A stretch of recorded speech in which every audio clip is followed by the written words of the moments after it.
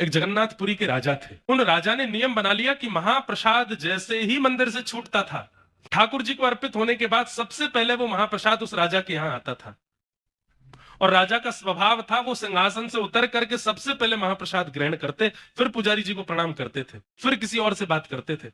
एक दिन राजा अपने कुछ अन्य राजा सखाओं के साथ में कुछ खेल रहा था, चौसर खेल रहा था। इतना खेल में व्यस्त हो गया, इतना खेल में मगन हो गया, उसी समय पुजारी जी प्रसाद लेकर के आ गए। किसी ने आके कहा, राजन प्रसाद आया है महाप्रभु जी का। तो राजा ने कहा, बस बस 1 मिनट लगेगा मुझे, उनको बैठाओ, मैं अभी आता हूँ। राजा यहाँ चौसर खेलने में लगा, बाहर जाकर के संकेत किया, बोले राजा कह रहे हैं वो अभी आएंगे, आप 2 मिनट प्रतीक्षा करो। तो पुजारी जी को ये बात अच्छी नहीं लगी कि इन्होंने प्रतीक्षा करने के लिए कहा, ठाकुर जी का प्रसाद प्रतीक्षा करेगा। पुजारी जी उठ करके वहां से चले गए। जैसे ही पुजारी जी वहां से गए तो थोड़ी देर में राजा खेल से निवृत्त होकर तुरंत भागा, प्रसाद आया, प्रसाद लेकर के आओ। तो सैनिकों ने कहा, प्रसाद तो ले गए पुजारी जी, आपने प्रतीक्षा के लिए कहा तो उदास होकर के ले गए।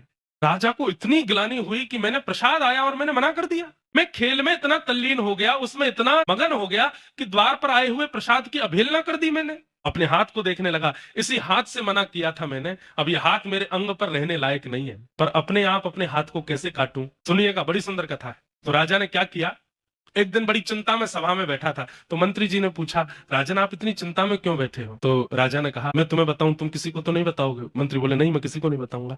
बोले, एक प्रेत मेरे कक्ष में आता है रात में, और रात में वो प्रेत नहीं दिखता, केवल उसका हाथ जंगले से दिखाई देता है, और उसका हाथ देख करके मुझे बड़ा डर लगता है। मंत्री बोले,